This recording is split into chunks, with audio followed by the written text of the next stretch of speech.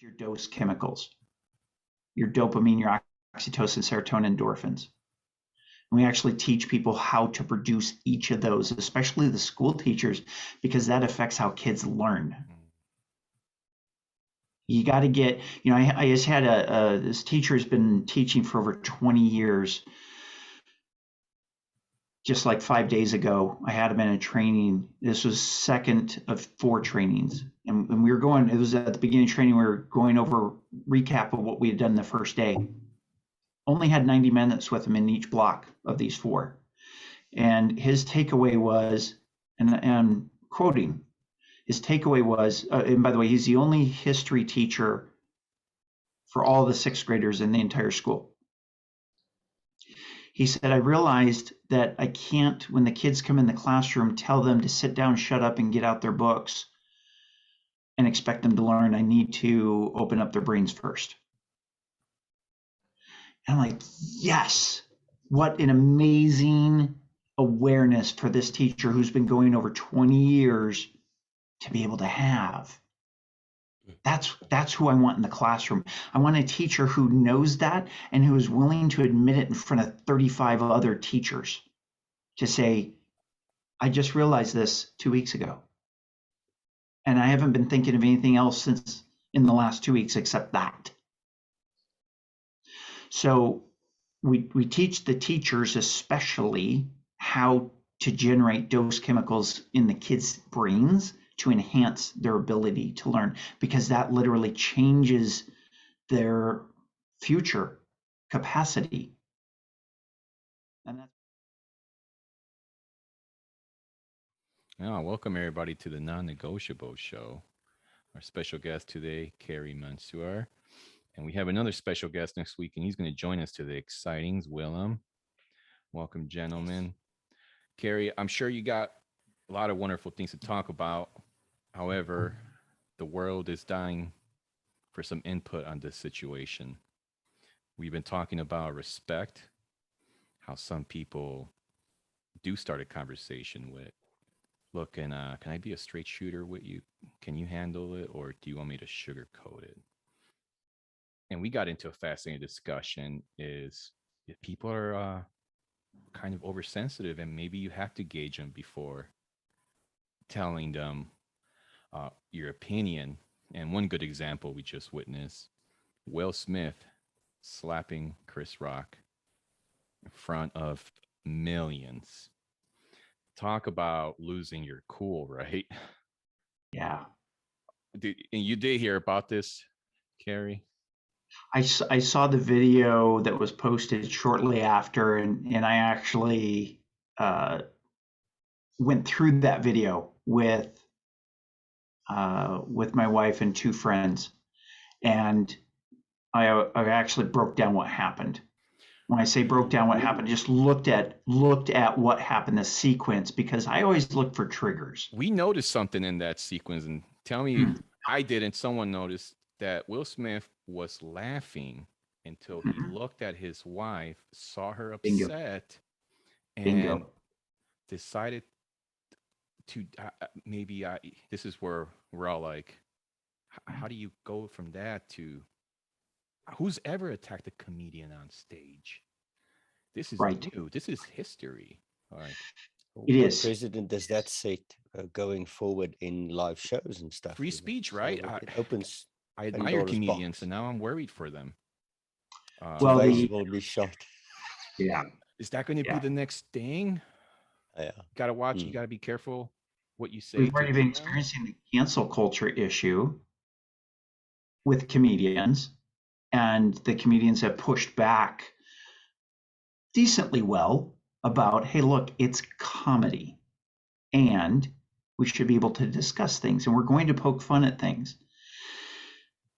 But Daniel, you hit the nail on the head. He initially laughed, and it was a genuine laughter, and then he looked at his wife, and I think there's 2 really key things going on there. Number one, I think when he saw that she was upset, there was an instinctual, he spoke about it later too when he did his acceptance of the award. He talked about protection. And the second thing that was in there was an embarrassment factor, because That's why he cried. he laughed too. And that is the key to it. He realized in an instant that his wife was offended and he had been part of it. And there's the thing that happens with kind of it is just a human trait. And why we respect it when somebody goes the opposite way is this: we rarely accept responsibility when we're wrong. When it's an emotional issue, we almost always look to shift blame. It's just a human trait. And that's why when somebody stands up and goes, you know what? I made a mistake.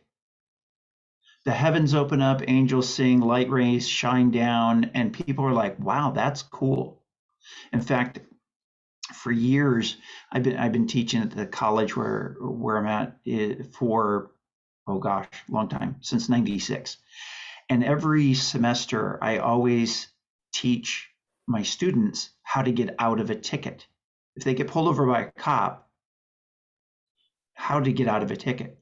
And one of the key components is that they're honest. They admit it and take responsibility. Because if an officer pulls you over and writes you a ticket, that's the equivalent of a spanking. If he gives you a verbal warning, that's a timeout. You were stopped doing whatever you were doing during your normal day. You had to pull over. You had to chat with the officer, and the officer lets you go with a verbal warning or a written warning. They're essentially the same thing. It's a timeout. You're getting a spanking with a ticket, and if you get put in jail, that's like getting the belt. So what's the difference between a verbal warning and a ticket? The officer believes that you're going to change your behavior, because that's the purpose of a spanking or a timeout. Yeah. You need to change your behavior. And the only way that you can assure somebody that you're going to change your behavior is if you accept responsibility for your actions, which, interestingly enough, Will Smith did not do at any point. He didn't do it when he looked over at his wife and went, oh crap, I was laughing at you, at the joke poking fun of you. And he didn't ever apologize to Chris Rock. And he never said, I made a mistake. He never truly accepted responsibility for his actions, which actually surprised me given the amount of motivational material that Will Smith has out, and how he talks about life in general and how he looks at it. So just on that one note, but when we look at what happened to him, he went, I teach a lot about executive state and survival state, and those are the only two states that your brain can ever be in. He went from executive state. He was sitting back. You imagine that they've been having a good time. They're sitting back. I believe that they had dinner, and they're being entertained. When you watch the first time that they flash over to him, he's kind of kicked back in the chair. He's not sitting forward all intense. He's relaxed. He's laughing. Those are executive state indicators. And then all of a sudden he was triggered. His amygdala literally hijacked his brain. And when it did, he let it go. And this is one of the interesting things about survival state. So he went from executive state, where he's enjoying laughing, to anger and frustration. And there was some shame in there too. 100% there was shame there. He was experiencing shame because he laughed at his wife, who has a medical condition which has caused her to lose her hair. It's not she didn't shave it like Demi Moore did for G.I. Jane, for a role. She lost it because of a medical condition. And then Chris Rock mocks her in public. And then then Will Smith laughs and looks over his wife and realizes, oh my gosh, this is what just happened. He went into full-blown amygdala hijack. But see, people are defending him and saying that's a good Papa Bear. No, No, it's not. He lost control of himself. And you say triggered, and then you said his brain got hijacked. The way you phrase it, it's almost that saying, even though he's got all this motivational coaching, he's still susceptible to his brain being hijacked by his brain. Is that His brain is hijacking his brain. Yeah. How do you No matter how well, control no matter how well you prevent that? I can imagine you're dealing with cops, and man, I'm sure they get triggered quick on. it can happen. And that's the very first thing in the training that we cover is, what are your triggers? And you can train yourself to not be as triggered by your triggers. And just like you can train any skill so that it becomes automatic. That's how you prevent that. And so when you recognize your triggers and you're able to go, okay, I know when this person is doing this, that I'm in this place. I'm in this place where I normally get triggered, or I'm already in the middle of being triggered because it happens so quickly sometimes. You have the ability with training to prevent it from getting worse. You have the ability to go, okay, I can switch myself. I'll give you a quick example. Before I was a cop, and before I was a firefighter, I was in the Navy. I was on submarines.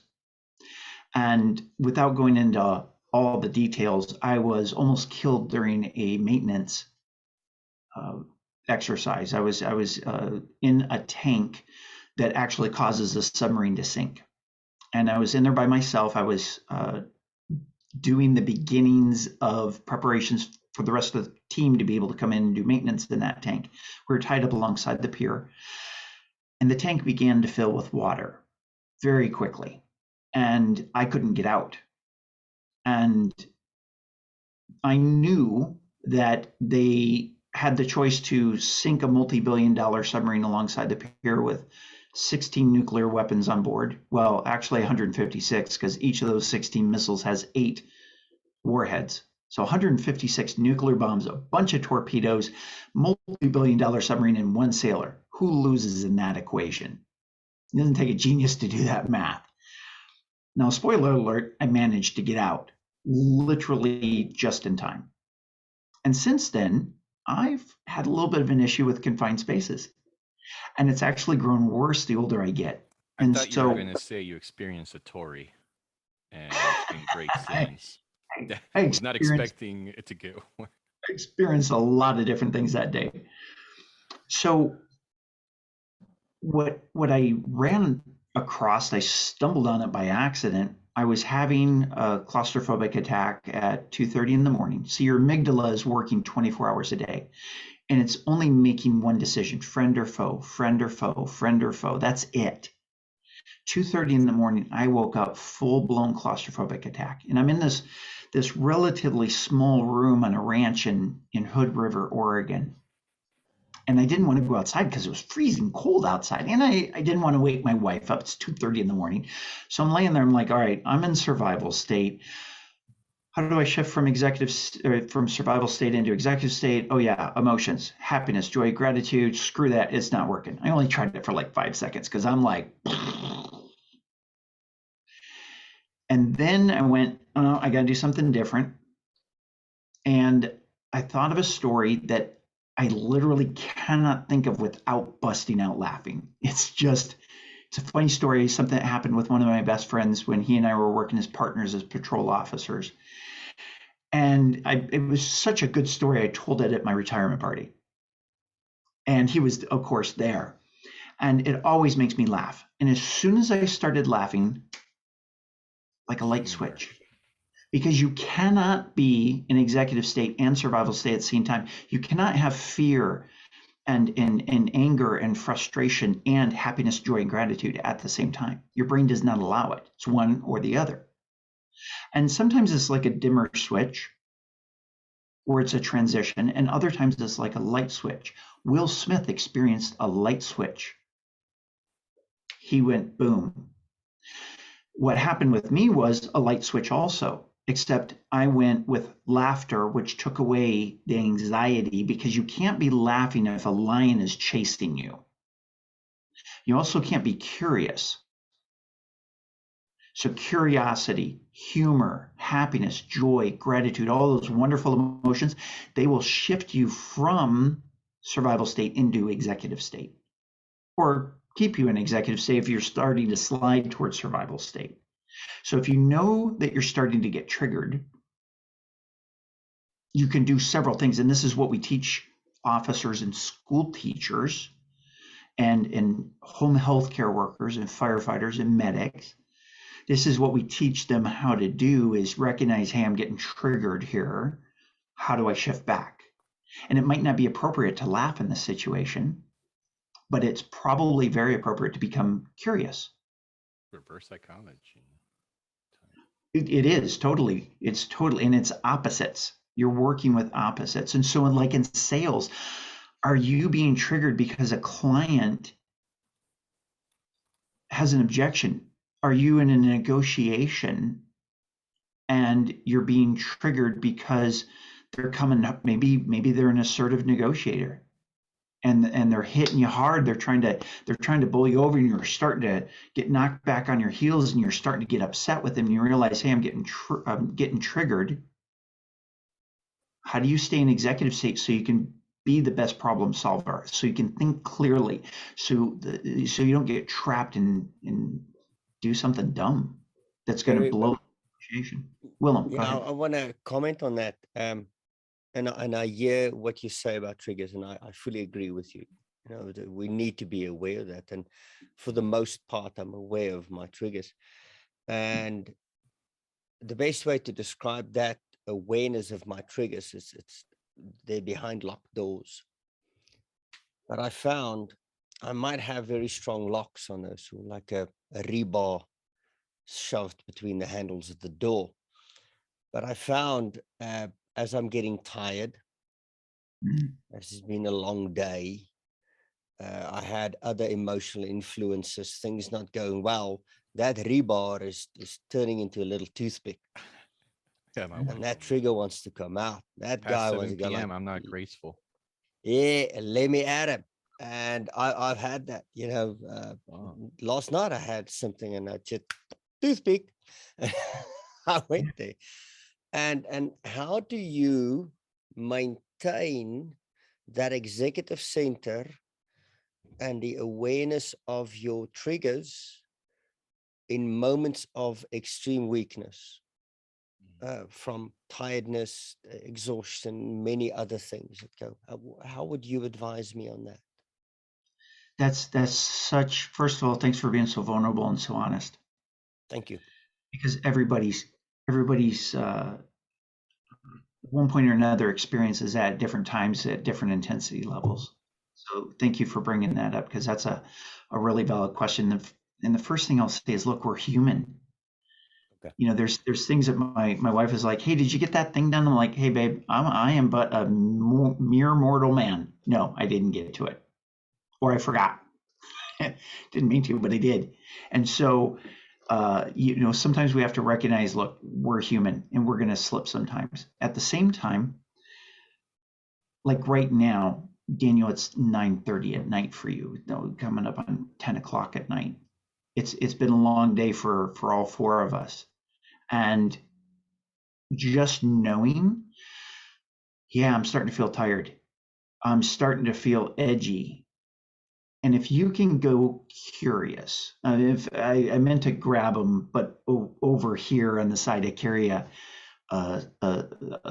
stuffed Curious George doll around with me to all my trains. If you can imagine, I got to show you. Give me 1 second here. Give me 1 second. That's what we say in our sessions. Don't get furious, get curious. I brought him in, didn't I? That is a good line. That should be on a bumper sticker. Don't get furious, get curious. Yeah, there you go. I like that. Show my. You came up with that, Daniel. So print T-shirts for your workshops. No, I stole it from someone. Somebody said it. Good thievery. Sorry. That's great thievery. So, if you can imagine this guy on stage with me at, teaching cops de-escalation, And they're like, yeah, you a pedophile carrying around a little stuffed animal? What's with Yeah, this monkey business? there you go. That's a good one too. If you stay curious, you can't get angry. Again, you can't be curious if a lion is chasing you. You're not going to be going, gee, I wonder if he ate today. I wonder what his top land speed is. No, you're in fight or flight or freeze. Okay. So, yeah, that's one way. That's one way. Got a quick questions about Will Smith actually, and how it's related to what you were saying about Curious George. So it seems to me there is a levels of this. So there is kind of levels of power and levels of force. When you're waking up, you have all this space for the day, you're planning, you're in executive function, so you have a lot of power, right? Mental power, mental capacity. As it's diminishing, you're turning into force. So at the end of the day, it's becoming force. Force is reactive in nature. So when, for example, coming back to Will Smith, so he's in curious state of mind, he's listening to the comedian doing his bit, he's laughing, but then it's the end of the day, they're dealing with sickness and disease, with misery, shame, guilt, and so on. So he's in this curious state of mind, but the level of this curiosity is just so small, so tiny, that when he hears the joke, he laughs at it because he's still in the space. And he turns to his wives, he feels the misery, he feels the guilt and shame. And because the levels of stress in their family and the environment is quite high, I suppose, so curiosity goes out of the way and reaction kicks in and he just goes there. That's it. So, I suppose it's very similar with law enforcement agencies. It's like you can become curious if you have enough mental power to shift the focus from being furious to curious. But sometimes when there are so many, triggers in the environment, and wife could be the biggest trigger there is, right? And she's going through these motions, she's going through the sickness and disease. So that's not only for the wife, it's for the whole family. And now the attention is brought to this disease, right? To this pain, right? And it triggers, it explodes. He laughs, he looks at her, he sees her pain, and that's it. There is nothing else. It's just pain, pain, pain. And what people in pain want to do, they want to cause more pain. Hurt people. So he wanted Chris Rock to feel it. That's why he went there and slapped him.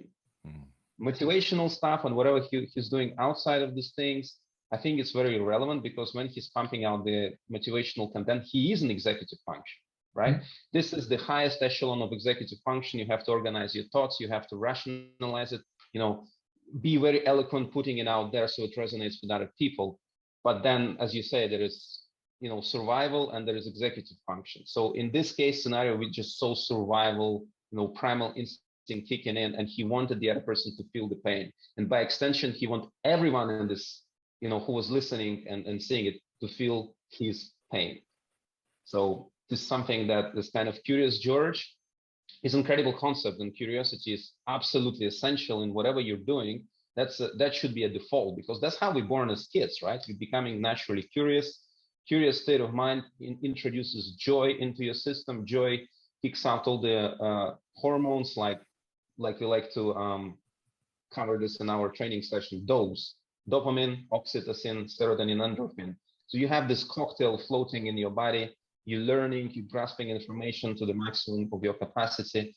But then if your stress levels are high, you're gonna fall back into survival mechanism extremely fast.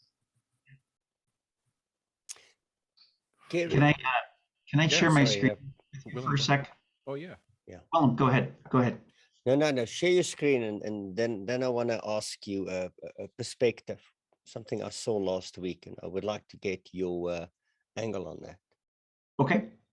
So this is just a slide from one of the PowerPoints, and there's a lot going on here. But on the left-hand side, that's survival state, and I equate it to a dope house, and dope and being an drug house. And that's where Amy, the amygdala, is sending all the information that's coming into the hindbrain. And you've got drama, depressed, overwhelmed, offended, pessimistic, provoked, ego, enraged. Oh, gee, ego and enraged. That describes exactly what went on with Will Smith last night. Oh, so describing U.S. prison. Well, there's that prison too. Shows. Yeah, you got nothing else but your ego. Which, by the way, we can circle back around to prisons, because there's an awesome program I want to tell you about. but that's later if we have time. So on the right-hand side is the executive state. It's your prefrontal cortex, your PFC, and exactly what you just said. There's your dose chemicals, your dopamine, your oxytocin, serotonin, endorphins. And we actually teach people how to produce each of those, especially the school teachers, because that affects how kids learn. You got to get, I just had this teacher has been teaching for over 20 years. Just like 5 days ago, I had him in a training. This was second of 4 trainings. And we were going, it was at the beginning of training, we were going over recap of what we had done the first day. Only had 90 minutes with him in each block of these 4. And his takeaway was, and I'm quoting, his takeaway was, and by the way, he's the only history teacher for all the 6th graders in the entire school. He said, I realized that I can't, when the kids come in the classroom, tell them to sit down, shut up, and get out their books and expect them to learn. I need to open up their brains first. And I'm like, yes, what an amazing awareness for this teacher who's been going over 20 years to be able to have. That's who I want in the classroom. I want a teacher who knows that and who is willing to admit it in front of 35 other teachers to say, I just realized this 2 weeks ago. And I haven't been thinking of anything else since in the last 2 weeks except that. So we teach the teachers especially how to generate dose chemicals in the kids' brains to enhance their ability to learn, because that literally changes their future capacity. And that's pretty cool stuff. So this diagram is just real quick. You got a T intersection. All the information's coming into Amy, and Amy's directing 80% of it to the hindbrain, 80% of the time. The surface area on the amygdala for negative thoughts is 4 times as large as the surface area for the positive thoughts. So we spend about 70 to 80% of our time, of our life, in survival state. We're only in executive state for 20, maybe 30% if we're really lucky of our life. And when you think about what's been going on over the last 2 years during the pandemic with the shutdowns and the stripping away of rights and the mandates that have gone on, people are more on edge than ever before. And now with gas prices and a war, geez. Yes, we just added to it.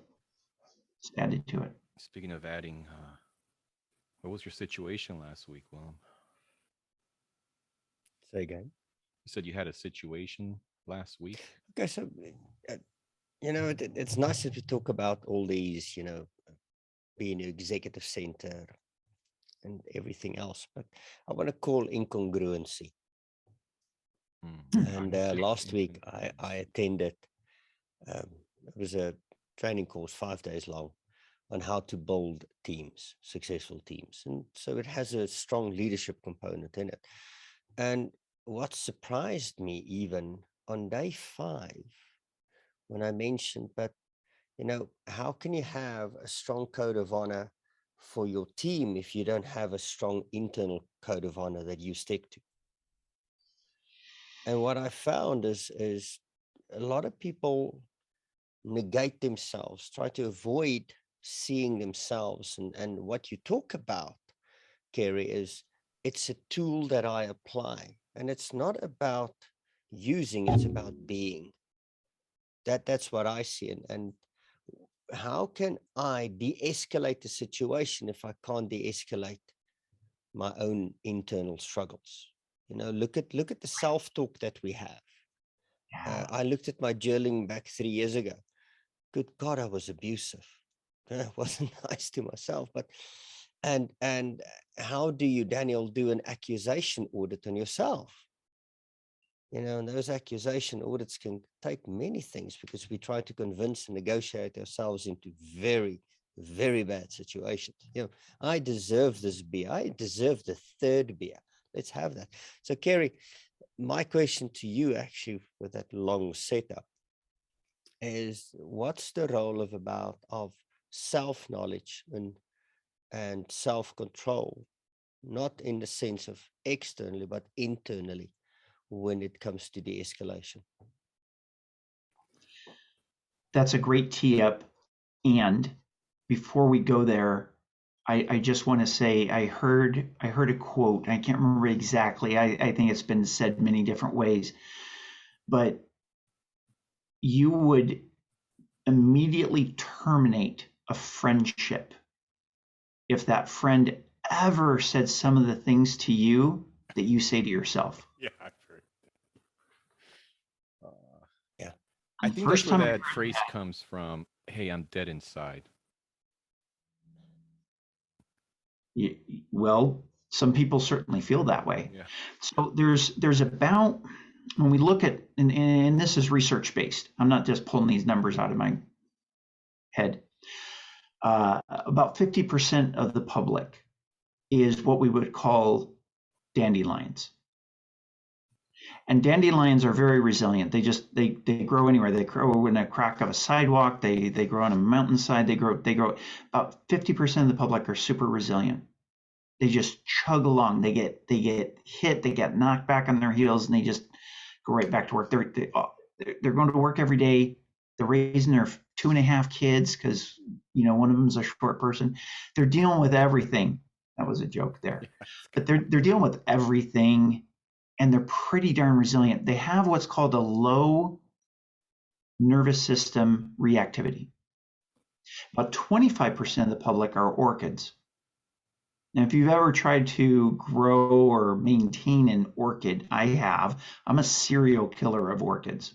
Costco has these sales every year on orchids, and I always get them because I know I don't want to pay that much because I'm going to kill the frickin' thing. I cannot make an orchid live more than about 89 days. I don't think I've ever made it 90 with an orchid. And about 25% of the public can go either way, dandelion or orchid. So the orchids have a very high nervous system reactivity. They get set off. I know this lady, she called me up about 2 weeks ago. She had been pulled over by a police officer. Afterwards, she was just bawling her eyes out. She got a fix-it ticket. That means it doesn't go on her driving record. It doesn't affect her insurance rates, but she was just really having a hard time. But here's the thing. You take an orchid and you give it the love and the care and the support that it needs, and it becomes something just amazing. And that's what we're working with the school teachers, letting them realize their kids that are super reactive, the problem ones, they have so much potential to do amazing things. They just need to be cared for a little bit differently than you do a dandelion. And then about 25% of the public can go either way between dandelion and orchids on any given day. So when we talk about this self-talk, Willem, that you brought up, and you asked that question so well, there's about half of the population that their level of self-talk isn't that bad. And they just keep chugging along because they're really resilient. About half of the public, they have that self-talk going on. And yes, if you are in survival state, you notice it immediately because you have that drama, you have that depressed, that offended, fear, anger, frustration going on. And so your thoughts are naturally going to be inherently negative because about 90% of our thoughts are repetitive. So if we're thinking 80% negative thoughts to begin with, and then 90% of our thoughts are repetitive, we're just recycling these negative thoughts. And that's where that self-talk comes from. And that's why it's really hard for some leaders, because they have that, they've created a situation because of being constantly and chronically in survival state. They've created a situation where they have incredibly low self-esteem. And so they're micromanagers and they refuse to share information. And they have all these other aspects of a poor leader. And it comes from the low self-esteem. The low self-esteem came from constantly being in survival state. And you see the leaders that are they do a great job bet you if you looked at them, they're in executive state a lot, and they've built that high self-esteem because they've been in executive state and they understand the positive emotions and they live that. So the question becomes, if you recognize that you're hanging out in a survival state, you're hanging out at the dope house. How do you get across the street to the safe house where you're going to have your dopamine, your oxytocin, your serotonin, and your endorphins? That takes effort. Not a lot, but it takes effort.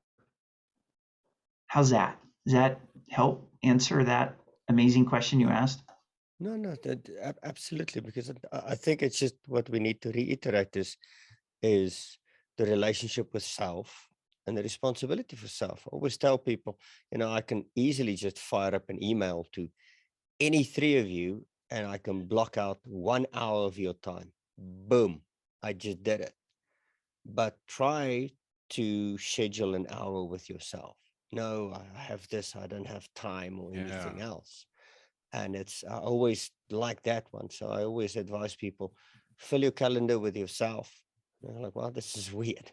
But, if you don't have that internal relationship, you don't have that internal control. And that's where everything stems from. So my Buddhist coach would say, if you can't carve out 5 minutes to meditate, you need to carve out 20 minutes. Yeah. Mm-hmm. Things are bad at that point. And Kerry, I always like to ask this to everybody. Full disclosure, Eugene knows this about me, so I thought it won't be a surprise. And he's probably like, God damn it, Dan, you got to bring it up every time. When you said the dope house, I was hanging out there, but I had a lot of marijuana, a lot of dope. And I thought, you know what, that'll chill me out because, I think I was in the Marine Corps, that's always, right? So I'm like, it's time to take a chill. I'm in college. I'm in communications. I'm in liberal arts. But that isn't really much of a solution. And, Eugene got me, bless his soul, into EFT and I got meditation. That helped. But something that Willem said earlier, no, that you said, Kerry, that really the question was, what do you do? Like, do you give yourself an AA? Do you give yourself a label? What I've been finding for me is I ask myself no-oriented questions. I think the biggest one was from a participant who said, would you want your daughter smoking marijuana? I said, no. I'm going to protect anybody who tries to get her to smoke. No way. I don't want her near it. And I said, is someone protecting me? Yeah, me. I got to. So it's like, yeah, well, you got to carry your own cross, man. You got to sit with your thoughts and get from the dope house over to the prefrontal. Any shortcuts, Kerry? Any tips for our viewers? Because marijuana ain't the answer.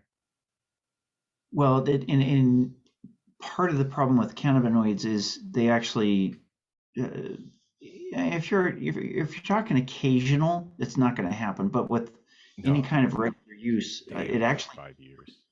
Yeah, it ends up creating paranoia, which is paranoia by definition is a survival state emotion.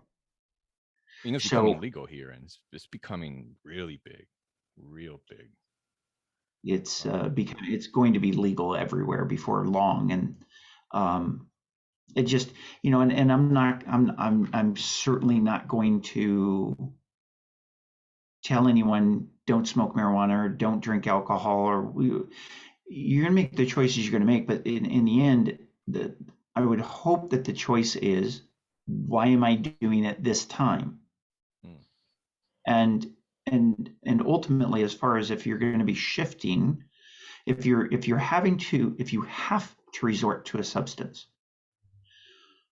to make yourself feel better, then my recommendation would be look at the dose chemicals to make yourself feel better. Do it naturally. The body has the ability to heal itself and make itself feel better 100%. So what are you putting in your body? And I'm not talking drugs. I'm just talking food right now. What are you putting in or not putting in that's going to stimulate good health? And then your dopamine. Go play with a puppy. Go down to the animal shelter. I'm not saying get a puppy. Don't get a cat. Don't get a dog if you're not taking care of yourself. Go down to the animal shelter and play with a puppy. That's a huge dose of dopamine and serotonin. Exercise for the endorphins, oxytocin. Figuring out, even if it's over Zoom, you can still bond with people. Oxytocin is the bonding chemical. And I'm not saying, hey, you have to install an app on your phone that's a dating app and go have a hookup to get bonding. You can if you want to, but what are you putting into your body or on your body? Is there something that you could do naturally, and have you tried that route first? That'd be the only recommendations I'd have for people. Can I speak to that a little bit and kind of tie it up the internal dialogue?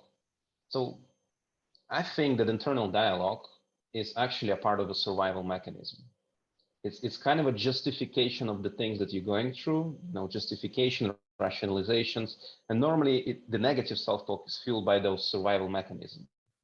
So it could be just a simple overwhelm, and that's what you experience. The state of overwhelm comes up, in the mind as a thought pattern. So when we say like 90% of thoughts are negative, that's because you're still 70 to 80%, whatever the accurate numbers are, you're still being in the survival state of mind. Now, if you're in a positive, grateful, joyful state of mind, there is no internal dialogue. You don't have time. Just being present, you experience the moment, you experience, your counterpart, experience the environment. And when it comes to, for example, marijuana, like it does produce the release because it reduces the inflammation. So overwhelm a little bit goes out of the window. So you feel this sense of relief. But then if you overdo it, it becomes a sense of overwhelm again, because the default behavior patterns always kick in, and you're always gonna, if you in 90% on in negative self-talk, it's gonna come out. And because marijuana kind of introduces endocannabinoids in your systems, anandamides, I think that was the chemicals. So it kind of speed up these processes. And what happens is that, first of all, you have the sense of release, but then it kicks back in, and it only exaggerates the survival mechanisms. It only exaggerates the states of overwhelm, anxiety, and that's why it's not a solution. But then again, if you're talking about food, coffee, for example, coffee is huge, and we all addicted to coffee. I mean, I'm talking to majority of people, but coffee actually introduces anxiety and overwhelm in the system too, to the great degree, and we don't even realize it, because in order for you to completely feel yourself free of coffee, you have to eliminate it for a week, start it again, drop it for a week, do it 3-4 times, and then you have this comparison window where you can kind of relate to what's happening in your systems. But coffee is actually, and Kerry, maybe you can speak to that a little bit more, like especially talking about like police force, law enforcement. How do you feel like this day-to-day substances like coffee, tea, pretty much anything, cigarettes, influences the de-escalation or escalation processes of the survival mechanisms? Yeah, it's a great question. And I worked graveyard shift or late shift a good portion of my career. I did 30 years in law enforcement. And for a long time, my standard thing was at least 2 coffees a night. And when I talk a coffee, I'm talking venti, Starbucks, caramel macchiato. I would tell the barista add at least 1 extra shot. Sometimes if I was feeling tired, 2. And by the way, when you are squeezing that caramel bottle, when your hand cramps, you're halfway there. And that was my standard order. Twice a night. I would go to the airport, Lindbergh Field in San Diego, because they had a 24-hour Starbucks. It was at the time the only 24-hour Starbucks. So now we start introducing this, and we're blowing out our adrenal glands. We're just destroying them. And your body's just trying to compensate for all this stuff. And yes, that figures into your triggers and it figures into how well are you going to be able to de-escalate someone because you're throwing yourself into survival state with the substances that you're putting into your body. It is a huge problem. What's the answer for that? Well, again, it comes back to what are you putting into your body or on your body that can't be naturally taken care of? Why are you making the choices that you're making? Daniel, you mentioned earlier, I deserve this third beer. Sometimes we think that way. And so, Eugene, the only other thing I want to say is on the self-talk, I think sometimes when we're in executive state, sometimes we'll have some self-talk that's positive. If you're practicing gratitude. And in fact, one of the things I'm going to be doing in late April, is starting a 30-day gratitude challenge specifically geared toward teachers and law enforcement officers. Because gratitude is one of the best ways to get out of survival state into executive state and stay in executive state. Gratitude is incredibly powerful. The only thing is, one of the only things that's more powerful is humor, laughter. So when we think about self-talk, you're Chris Rock. Well, Chris Rock was in the executive state until he made a joke. And again, there's this. I'm gonna digress just for a moment because I'm glad you made that joke, Daniel, because there was something that I wanted to make a point of. And this works for accusation assessments. I call them accusation assessments, not audits. Accusation audits, accusation assessments, whatever term you want to use. It works for labeling. Both of these very, very well. There's a restaurant chain called Claim Jumper. It's mainly in the Western states. It's like a 1849 gold miner, prospector, mining company kind of theme restaurant. And they had this cake, a dessert. It's called the Motherlode cake, and it fills an entire plate. It's huge. It's chocolate cake and chocolate icing, 7 layers of icing cake, icing cake, icing cake. It's an amazing dessert, sends you straight into diabetic coma. But emotions are like that. Very rarely do you have just one emotion or two emotions, which is why on an accusation audit, you're like, up. You're hitting different things. When you're labeling, you should be labeling different emotions. Because it's layer after layer after layer after layer. But here's the thing, the base layer, if you're in conflict, the base layer, Disrespect. It's fear. Oh. Fear is the root of all conflict. Now, disrespect comes above fear simply because what do you fear when you're disrespected? Judgment, maybe. Lots of things. Yeah, lots of things. That's one of them. Shame. You've loss of money in the future, reputation, meaning your ability to get a job that you want, the mate that you want to keep. There's lots of fears underneath disrespect. So if you're in conflict with somebody, always look for the fear. When you look for the fear, number one, you're staying curious, which means you're staying in executive state. Number two, when you look for the fear and you start labeling that fear, the person gives you as the guy that I think all look up to, Chris Voss, goes, that's right. That's what you're looking for. A head nod is nice, but that's right.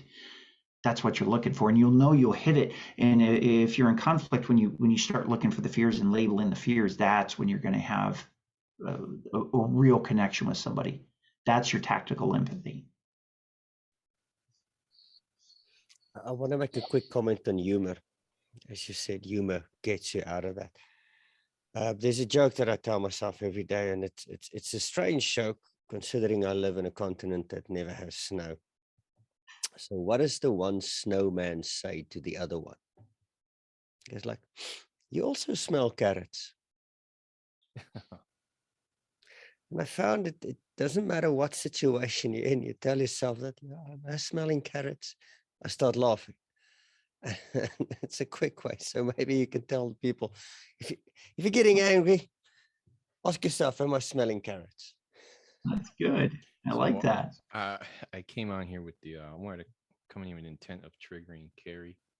I didn't try triggering him last time. I was just angry that the YouTube videos weren't getting millions of views, and Kerry diffused it, and he was like, you know what, you're doing videos, that's great. And so I'm like, there's got to be. So I was gonna bring a box of donuts and say, hey Kerry, would you like some donuts? Oink oink. But I'm like, no, that's cheap. Too early. I'll wait towards the end when some report is built. I don't have the donuts, but while we were talking, I thought maybe this would trigger you, if you don't mind. Hurt people, then they become cops with a badge of power. You ever heard of that? Like, it's always a joke, like, oh, cops, you know, they were all just bullied and now they have a badge. So yeah, they're power tripping. Do you power trip, Kerry? I'm so angry at you for saying that right now. Expose the industry. You know, here's the reality. Most people are bullied growing up to some degree. So if we're gonna I used to be bullied, and I did bully someone, but I got caught and I got put in my place, and I'm like, man, how come when I was bullied, no one got put in their place? That's not fair. That's funny. You know, it's funny you mentioned that, because I actually worked for a guy, and his name was Andy. And when Andy came to traffic division where I worked, I was a collision reconstructionist for a number of years. So we put the pieces back together after a serious injury or fatal traffic collision, DUI related collisions. We handled the worst of the worst. And when he first came, his joke was, I always thought that traffic officers, because within traffic division is also the motorcycle officers who write boatloads of tickets.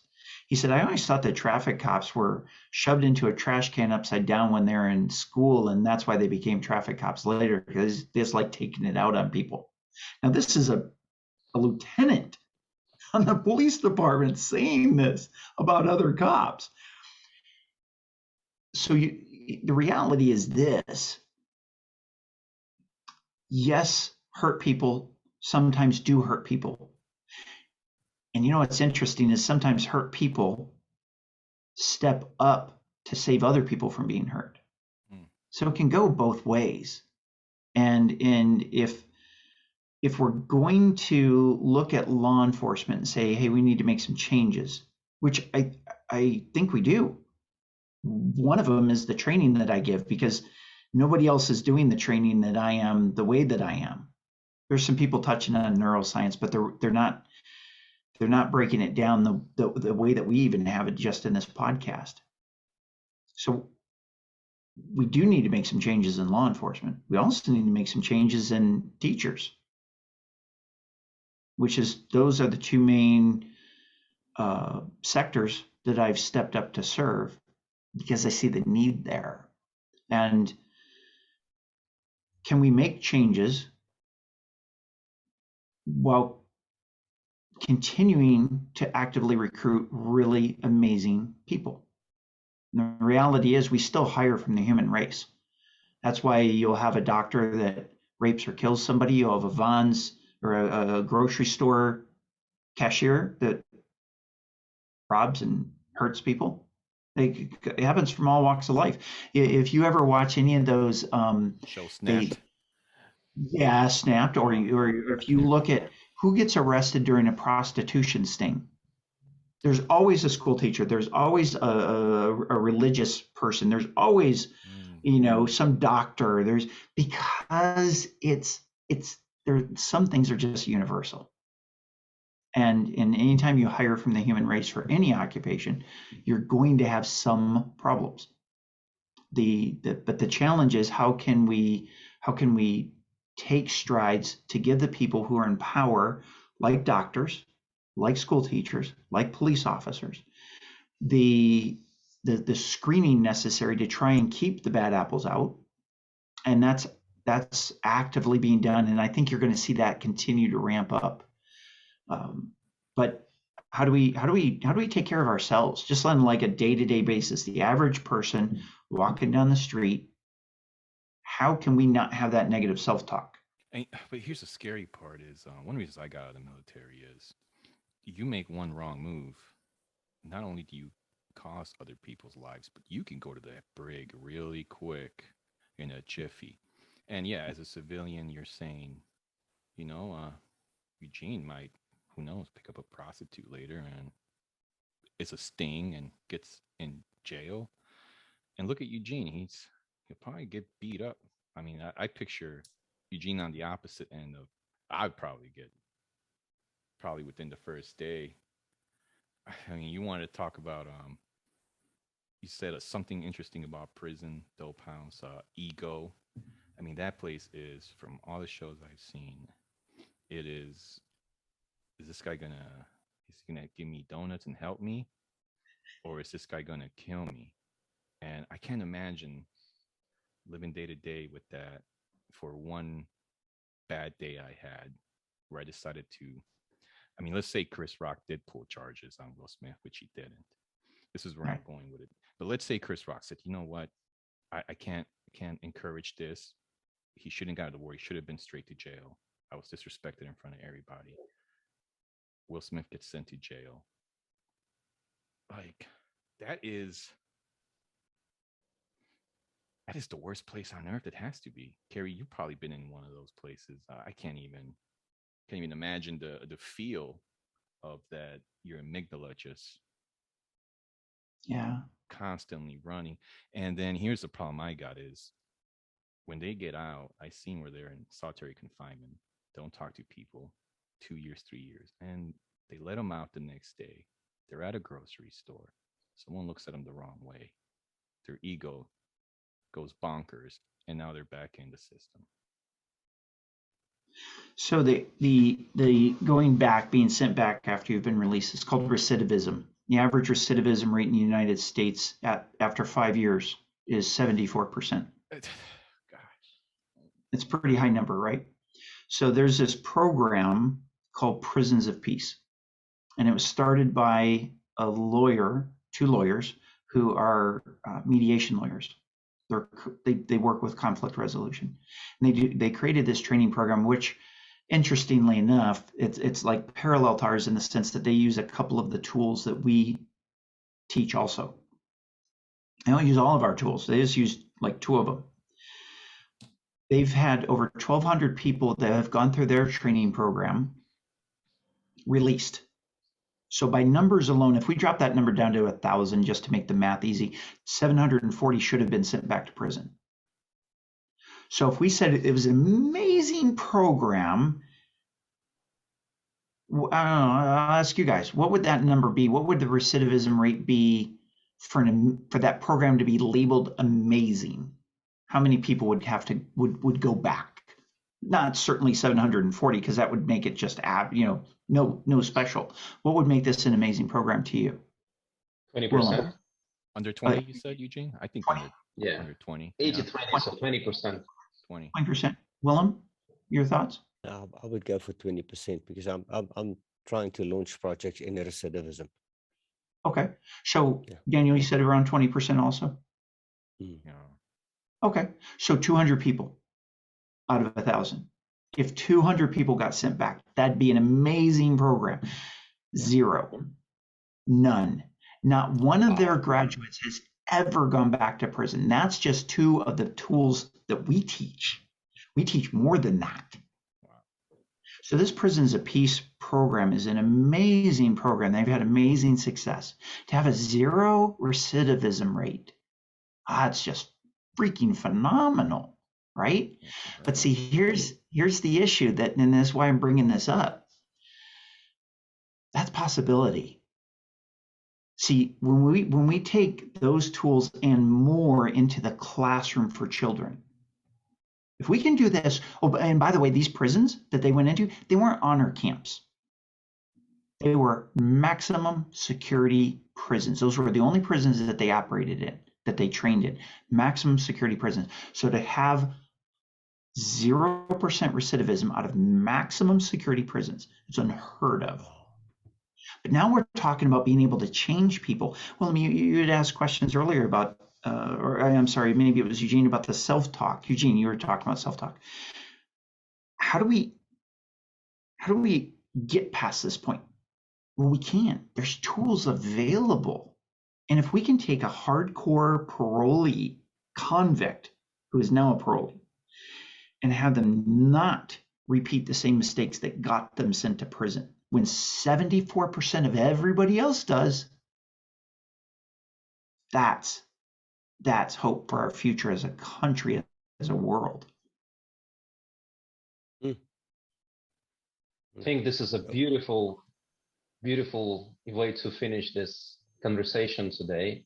Amazing insights from Kerry, William, Daniel, for myself. So thank you so much for kind of indulging us in this conversation and spreading the love, really, because like Kerry mentioned, survival or executive function. So there is fear and love, and if you're not moving towards love, you're moving towards fear. So I think today's message was beautifully put in a way that let's move towards love, towards peace, whether it's a prison, whether it's the day-to-day triggers. There are tools available for anyone to use, and we have amazing team here, amazing people in the community, negotiation practice community, and just in general, bunch of really cool dudes, right, who are actually striving to make a difference in the world, whether it's in law enforcement, educational system, whether it's entrepreneurship. And we're gonna have William next week on the podcast, whether it's in real estate. Thank you so much, gentlemen. Thanks for the conversation. I love how the three of you, Daniel, Eugene, Willem, I love how your minds work. I love how deeply you think. You don't take stuff at a surface level, and I really respect that. Yeah, I really love when you do the validation. I'm still high on the last one we did, where I'm like, I'm gonna keep doing YouTube. I'm gonna keep doing YouTube videos. Yeah, why am I getting hung up on views? No, that's real behavioral change. I felt it personally. Excited to have you up here. And Willem, he's our guest next week. And yeah, can I bring Douglas? He's old school. He likes the pitch decks and stuff, and see if we can talk him out of that. Kerry, is there any way viewers can reach you, and can you do anything for them, or are you just exclusive to working with school teachers and police? No, we will work with anybody, and we just focus on the people that are really out there to make a difference in this world specifically. But we'll work with anybody. We have an amazing, patting myself on the back, but an amazing relationships transformation course that people can go through, and there's tons of material that we're posting currently and going to be moving forward in the future. So you can sign up for our newsletter. So the International De-Escalation Association. It's a real simple website address. It's the idea, like that's a great idea, .world. So TheIdea.world, and you can find resources there. And if you don't find the resources that you need, check back in a week, because there's literally changes we're making on almost a daily basis. Perfect. And all the links and contact information about Kerry and the things that he does will be in the video description below for the viewers. Thank you for that. Thank you, gentlemen.